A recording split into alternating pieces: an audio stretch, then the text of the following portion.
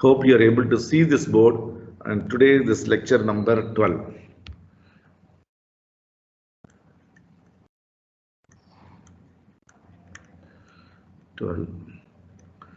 And it's 1st March 2021, and we are in module 2.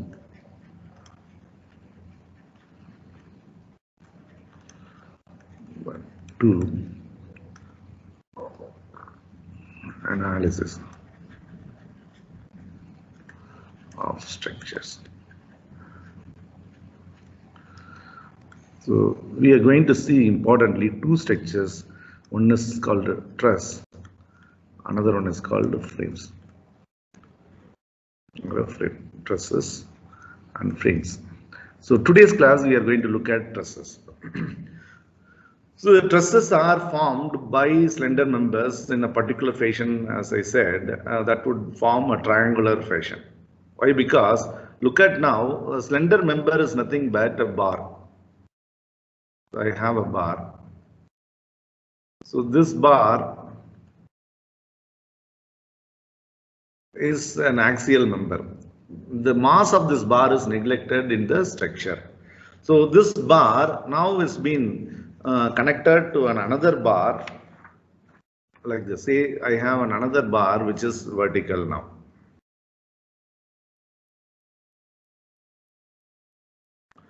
And these two are connected by a pin. So now what is the state of these two? This cannot stay on its equilibrium because it is a pin joint. This slender bar can rotate about this point. So let's name this point as A and this point as D, this point as C. So I have now member AD and CD, and this cannot form a structure. So when this can be a structure, when this is being connected by another member, slender member. So say that is this member.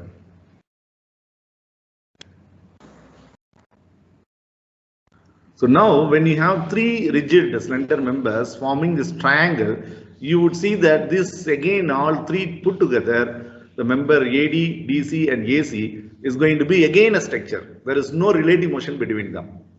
Right? So instead of this member AC, I have another member say AB again here of same length as DC. And then I have another member BC like this. In absence of AC, what would happen? I have four members connected in sequence AB, BC and CD, and that will not form a structure again because one can rotate and make other to rotate. But providing this diagonal member AC that makes this connected member to be again a structure, there is no relative motion between them. So this is that fashion how the trusses are developed. So you would have slender members arranged in such a fashion, there will be always triangular formations are made as three members connecting and forming a triangular formation. Again a link, there won't be any relative motion, and that is the basic concept of developing or designing a truss.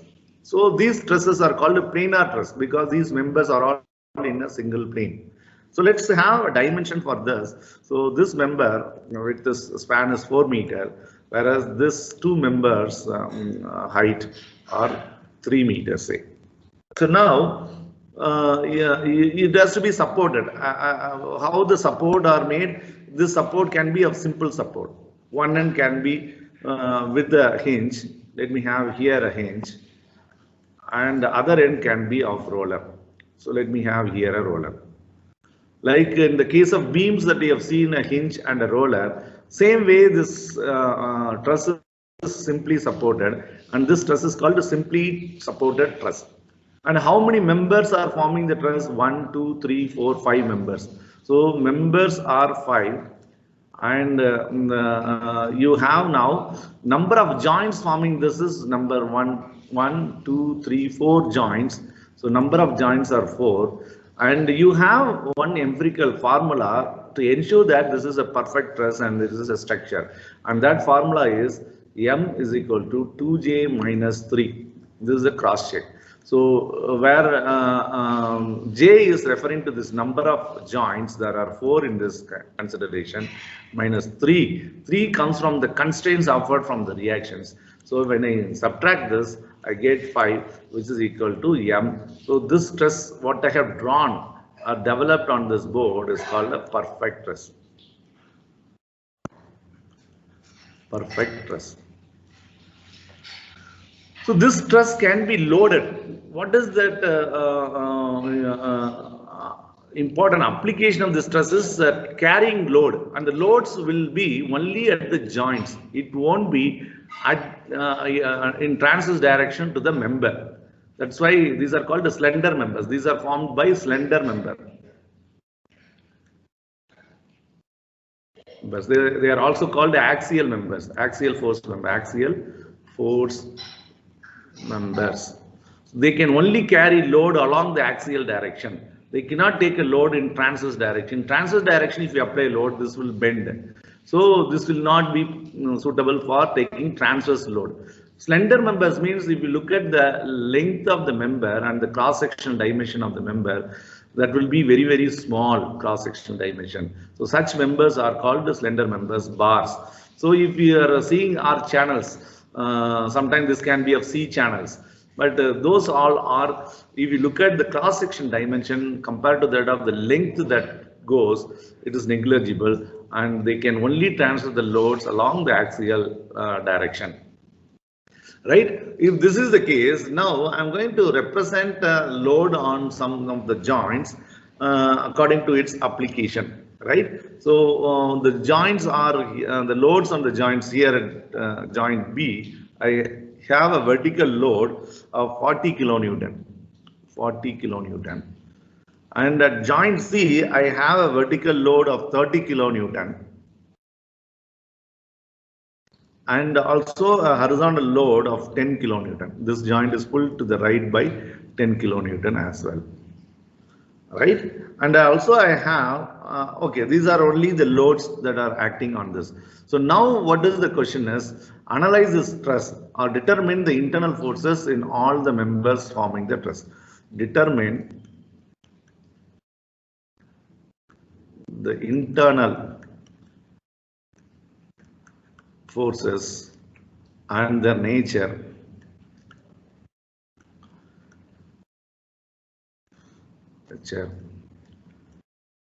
of the determine the internal forces and the nature of the members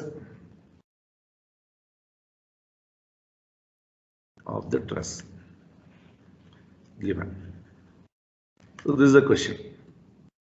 So now, what do you mean by internal force? So for example, let us look at a slender member. I'm going to take a knot from here. Consider now a horizontal slender member. Separate a single bar, one such thing out of 5 members. I take this.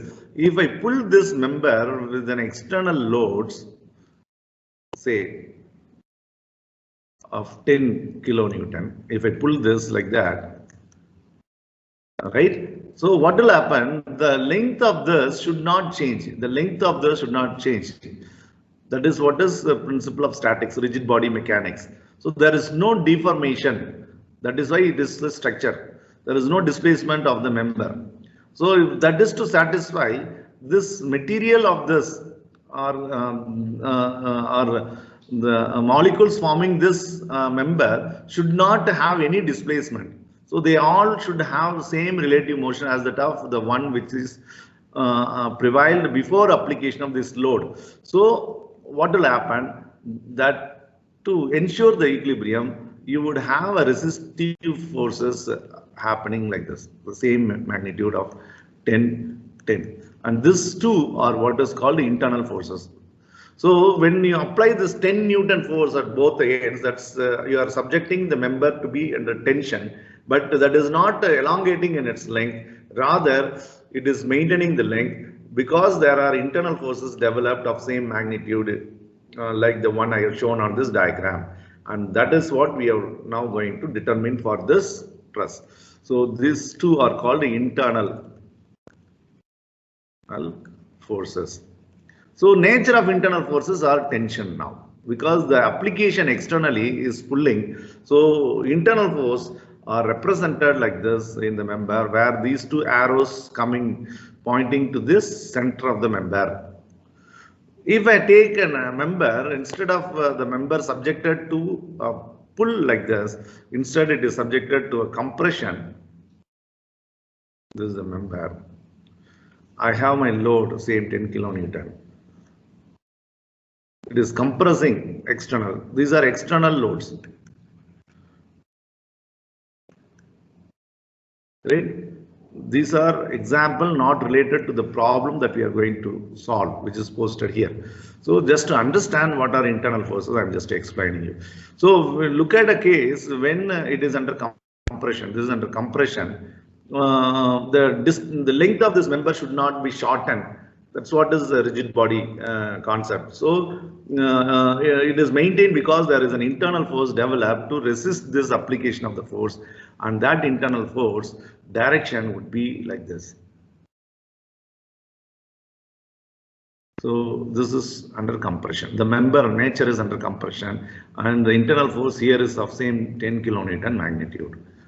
That's what you have to understand. So these are external loads. These are external load. External, both side under tension, and these are under compression. So the internal force representation in the member is given by this black arrows, and this is very important. So if we have understood this, we are going to determine for an individual member what are the magnitude of internal force and the nature. That's what is asked. Determine the internal forces mean their magnitudes, and the nature means whether that member is under tensile nature or compressive nature. Is the member is subjected to tension or compression? So accordingly, you should indicate in your diagram. So if we have understood this, let's solve this problem methodically, right? So how do we go and do that? So given truss, I'm going to draw the line diagram. This is the given truss line diagram. I have here a roller. So I would remove that and represent at the roller my reaction as 1. Roller will have only one reaction because that will constrain the translation in vertical direction. So this is point A, so let us call this is AY. On the other side, I have a hinge. Before that, I know the load at this point, is 40 kilonewton. Load at this point is 30 kilonewton, and load here is pulling 10 kilonewton. So if that is so, I know at the hinge, this point translation in two directions, X and Y, is prevented. As there is an external horizontal load in the entire structure, I would have here a reaction of dx and vertical reaction dy. And of course, there is a, I forgot to draw this member. So what is that member? Is member AC. So present. So this is A, B, C, D. So this is given 1. So this is 4 meters span and this is 3 meter span. So I know what is this orientation, this angle theta A. So theta A would be here, tan inverse of 3/4. So that's equal to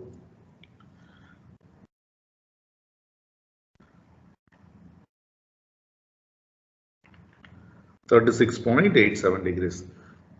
36.87 degrees. So that's the orientation of this number. So I know now the configuration given or described to you is this diagram. So this is configuration diagram, and I have removed my roller and I have put here a reaction and removed this hinge and put the two horizontal reactions components, horizontal vertical components, and this is my free body diagram of the entire truss.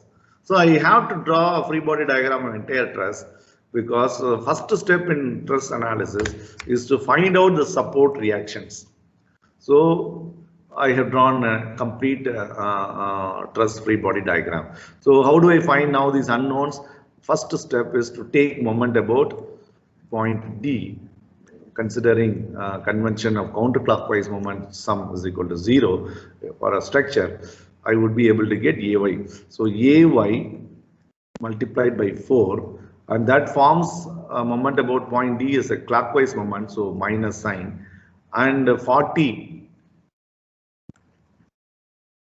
into 4, that moment would be a counterclockwise moment, that's why it's positive. And the 30 kilonewton force line of action passes through point D will not participate in the equation. And this 10 kilonewton load create clockwise moment about point D. So that's minus 10 into 3 will be equal to 0. That solves for AY. So that's going to be minus 160 plus 30 by minus 4. So that's going to be minus 130 by minus 4. What is that value you get? 32.5. So I get here 32.5 kilonewton. So I get now AY value calculated 32.5 kilonewton. Similarly, I can find now dx and dy from the entire truss free body diagram, equating sigma fx equal to 0, considering to the right positive all forces. So this 10 is to the right and there is dx to the left. So minus dx plus 10 equals 0. So that shows dx value equals 10 kilonewton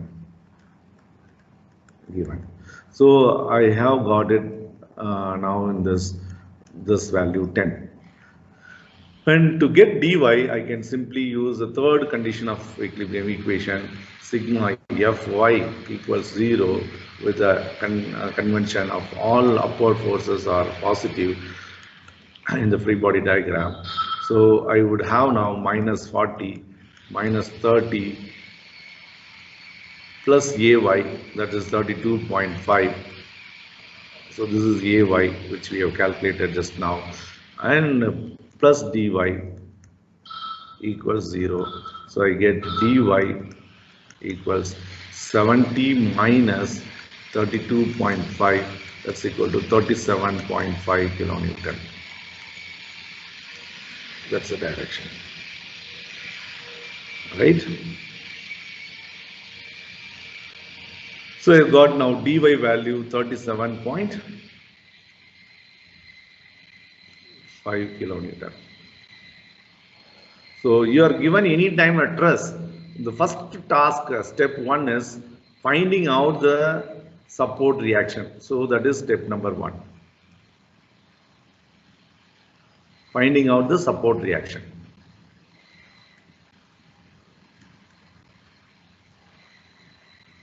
So calculation of support reaction, applying condition of equilibrium on a truss, a full truss free body diagram.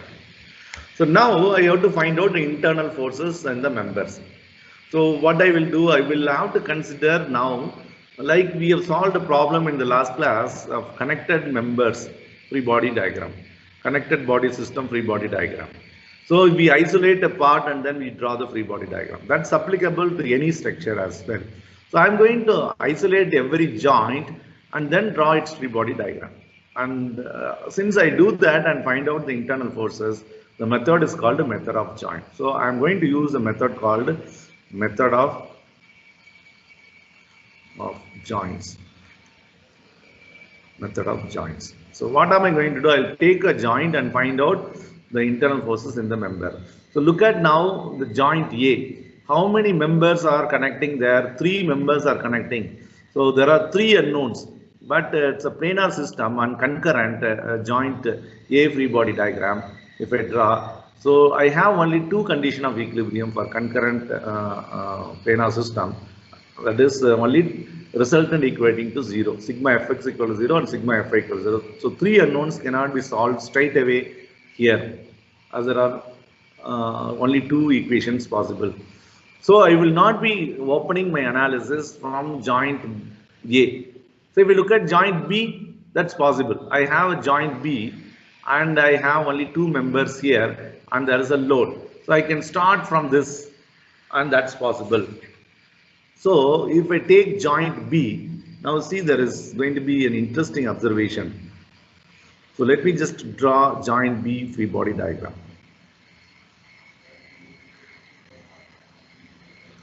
Joint B free body diagram. So what is that joint B? I have this joint B, and a member which is coming out, I will represent that member internal force as tension like this.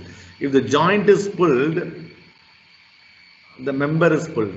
That's the meaning, right? So how that you consider joint pin I take and I have a member. If a member is pulled, if I assume the joint is pulled, or the force exerted by member onto the joint is same. So the representation of member at the joint is under tension is represented by pulling the joint like this. So this joint internal force member BC will exert an internal will exert a force on joint B is what is FBC, consideration of tensile nature. And look at now, this is FBA, and I have here a load at this joint which is 40 kilonewton. That's all. So this is free body diagram given. So now what are these two internal forces? How do I find? See, the external load and these two unknowns. Out of these three, 2 are collinear in the same line, but this one is not so. So it is evident that from this itself, this is having zero force. There is no internal force felt by this FBC, and this member is called the zero force member.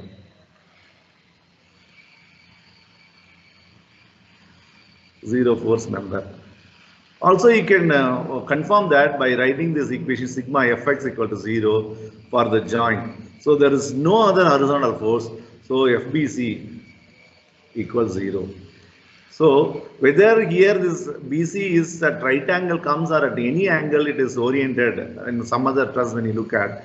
If we have joint equilibrium drawn and only 3 forces are there in FBD, 2 are collinear, and third one is zero force member. So understand zero force member.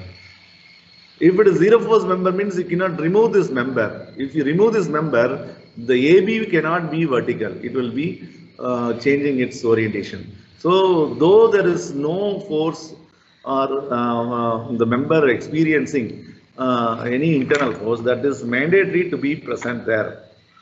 It is mandatory to be present there, right? So, sir, I have a doubt, sir. Yeah. Sir, on FBA, sir, the one you've drawn over there, shouldn't that be in the opposite direction? FBA. So on joint B. Joint B. We are drawing forces according to how it's feeling. I have not done. See, FBA to get, I have to apply now the sigma Fy equals 0. So when I apply that, minus 40 plus FBA equals 0. So FBA equals 40, right? See, this is also minus, downward force, so minus. So minus 40 here. So what do you mean by minus 40 is 40 kilonewton compression. So FBA is 40 kilonewton compression. So here whatever that I have FBA calculated is minus 40. In this diagram I am not changing this arrow, but this minus 40 makes this is to be reversed. So when this is to be reversed, and that is compression nature. So how do I represent compressive nature of this member is compressing the joint. So we looked at this way, right? So the compression will be represented like this, internal force. DS is also N is opposite. This is compressive force of 40 kilonewton. Yeah. What is the doubt? So you can look at it here. I just have explained in the previous slide. When you have a compression, see you have internal member forces coming from the coming away from the center of the member. So that's what is happening here. So this is a representation of an internal force which is of compressive nature. In this case, it is 40 here, and this member is zero force member. So this is not neither experiencing tension or compression. Though you see there are forces at this joint and this joint. So that would be taken care by the other members at those joints. Yeah, any doubt? So my question was, like when we drew FBC in the free body diagram, we represented FBC in the direction of what the joint was feeling.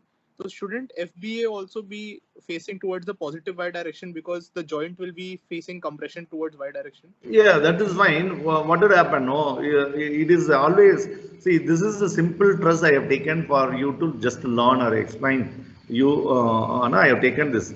When you have many members and complicated truss, it is always suggested to follow certain procedure whenever in this analysis in order to avoid mistakes.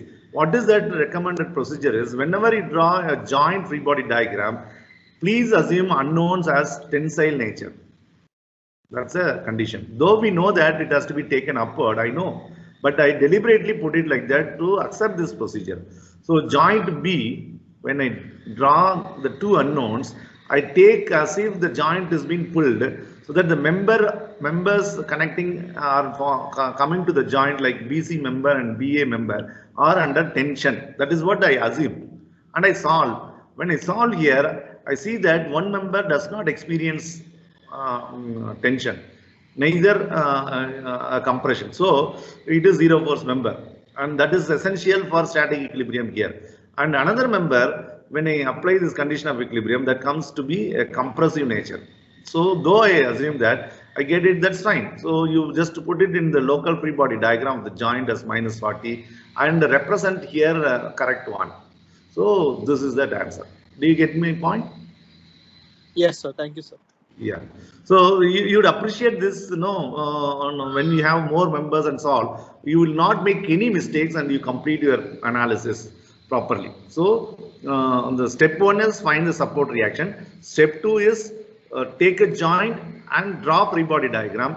Unknowns to be considered as tensile nature, internal force.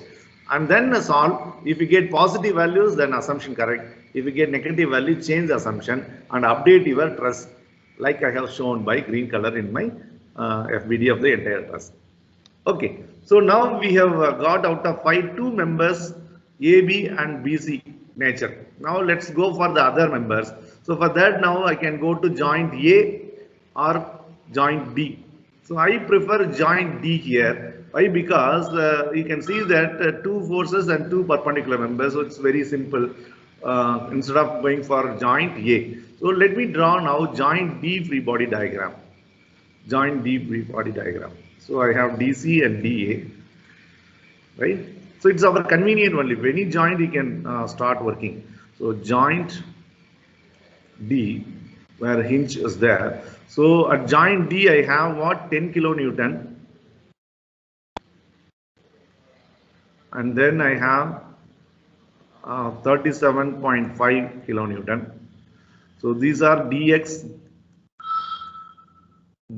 and dy support reactions, and I have now two members, so I do not know them, so I just draw as I have suggested, considered to be a tensile nature. You know that has to be opposite, but no problem, we follow the procedure. So this is FDC member, and this one is FDA. So there is no other forces in this joint. So this state now, they are mutually perpendicular and collinear like this. So if I apply sigma Fx equal to 0 condition, so it is minus FDA minus 10 equals 0. So FDA equals minus 10 kilonewton, and minus sign says it is minus 10 kilonewton compressive nature. And similarly, sigma Fy equals 0 when I apply, I would get this. I would get FDC upward plus 37.5 upward that's equal to 0. So FDC equals minus 37.5 kilonewton, that's equal to 37.5 kilonewton compression.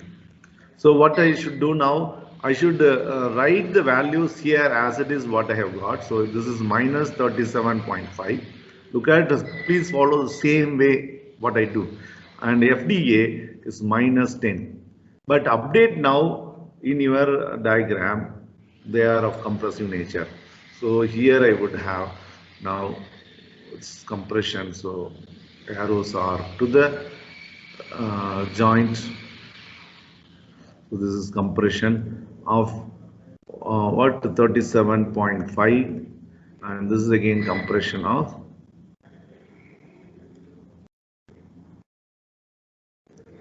under compression of 10 kilonewton. So now only one left as this diagonal member, but I have two joints. So I can take either one of the joint, and one joint I can use it as the verification of the analysis. So let me draw now joint A equilibrium and then find what is the internal force in the member AC. So what is my joint A free body diagram? So at joint A, I have the unknown, that is FA.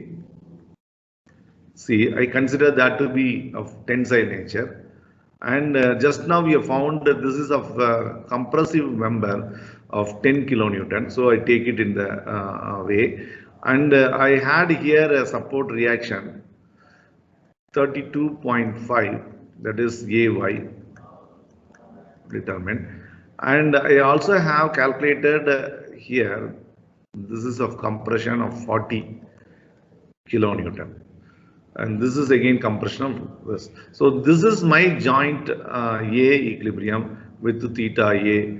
So where theta A here is 30, what is that angle? 36.87. 36.87 orientation, right?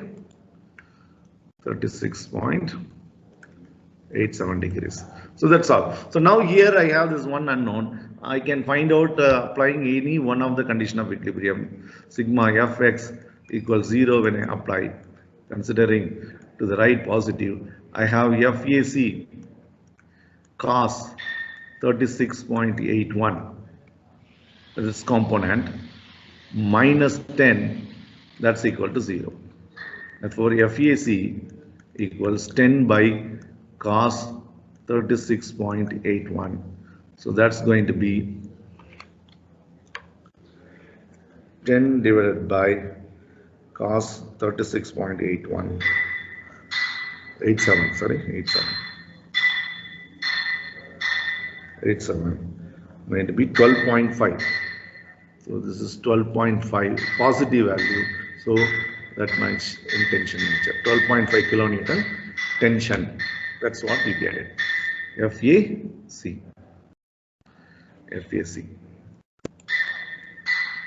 So I have got finally the fifth member. This is under tension. So the representation is like this. It is pointing to the center. So this is tensile nature with the 12.5 kilonewton load. So I have got all. Now this joint C I can take to verify that I have got the correct answer, right? So for example, you take now joint C and just see whether do you get your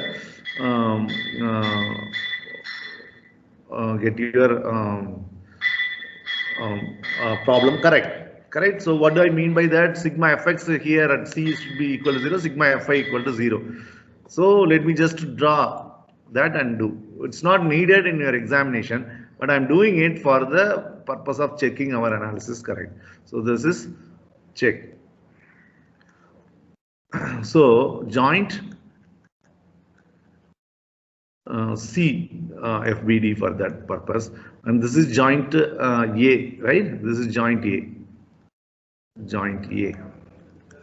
So joint C, what all that I have? At joint C, I have this 30 kilonewton, and I have a 10 kilonewton, and I have this is a compression of 37.5 determined, and just now we have got of tensile nature of orientation 36.87 degrees of value 12.5, and here this member was zero force member, this horizontal force member.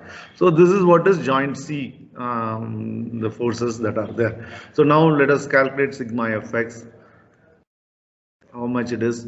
So it is minus 10 and plus 12.5 cos 36.87. So that's going to be 0.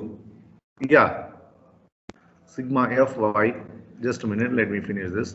That would be minus 30, that's this force, plus 37.5, that's this force, and plus 12.5 sine 36.87. So if I add all of this, that's going to be 0 again. So this equation, condition of equilibrium, was met at points joint C, which is left the final joint. So the problem is solved correctly. Yeah. So what's the doubt? Tensile force is in opposite direction, sir. You kept inside. Which one? This one? Yes, sir. 12.5. 12.5 is what? It is a tensile nature. So how do you represent the tensile nature force? Just see here. Oh, sorry. I just, yeah, correct. You're right. So that's like this, right? I'm sorry. So this direction is correct. This is the direction. Thanks for correcting. So then it is minus sign here. So this is minus. So then only it will come correct. Yeah. That's 7.5 minus 37.5 plus 37.5 0. Yeah, correct. Yeah. So any doubt? So you know that this is under compression, this member is under compression, whereas this member 12.5 is under tension. When it is under tension from the joint, it should be away. So this should be pointing away like this, correct? And this should be pointing to the joint like this, correct? Yeah. Any doubt? Sir? Yeah. Sir, like, can you go to the first slide once where you wrote the question? Yeah. This one? No, sir, previous slide. Yes, sir. Yeah. Sir, can you explain this perfect truss where you wrote m equals to 2j minus 3? I actually got disconnected at that time. Sir.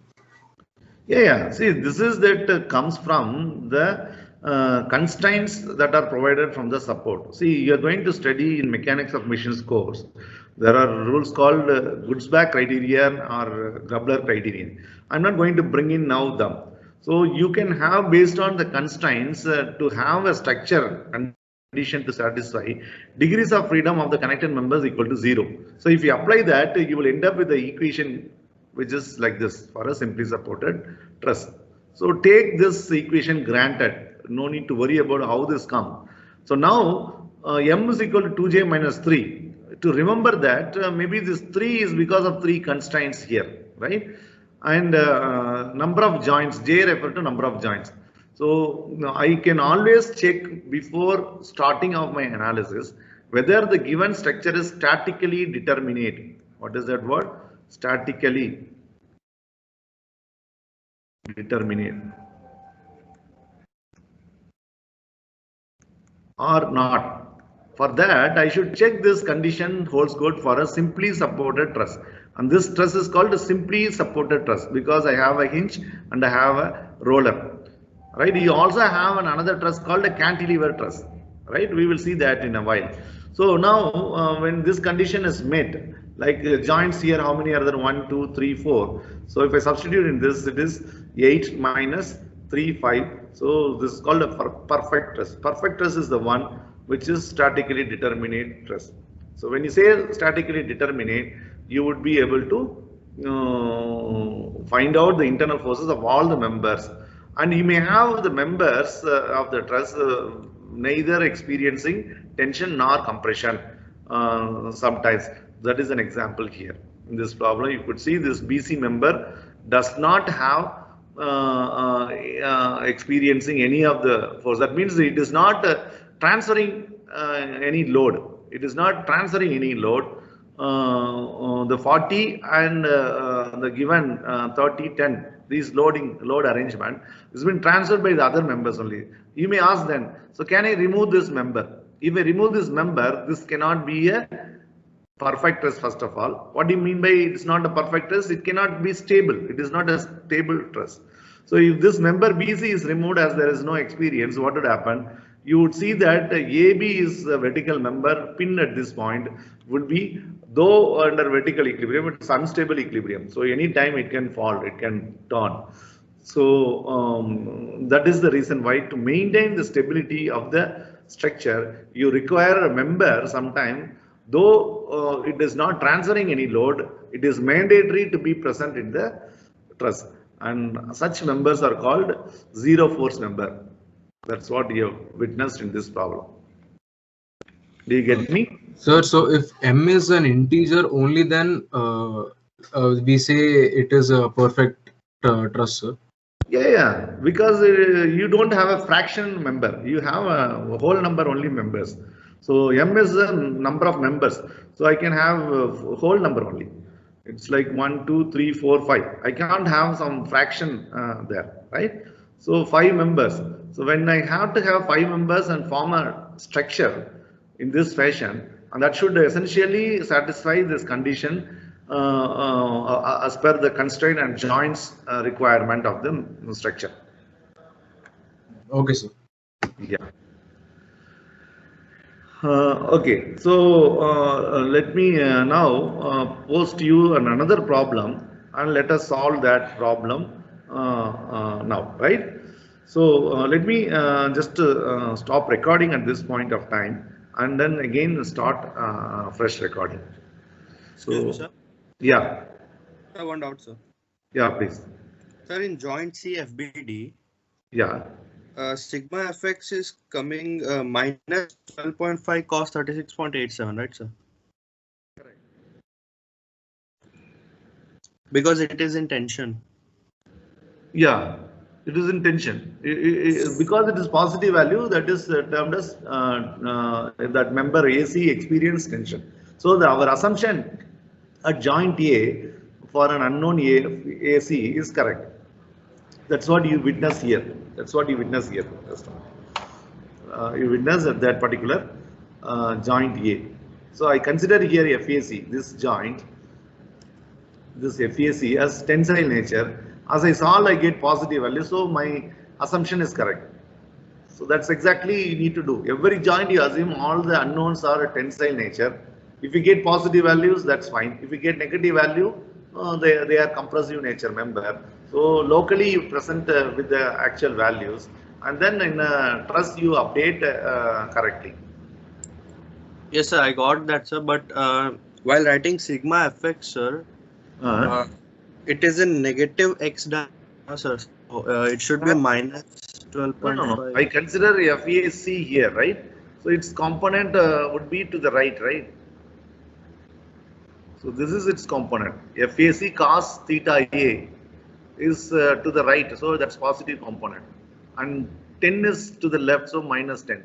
So that's equal to 0, I get it. So where is the doubt for you? Sir, in joint C, sir. In joint C, here. Yes. Yeah, tell me. It is in negative x direction, sir. 12.5 cos 36.87. That component is in negative x direction.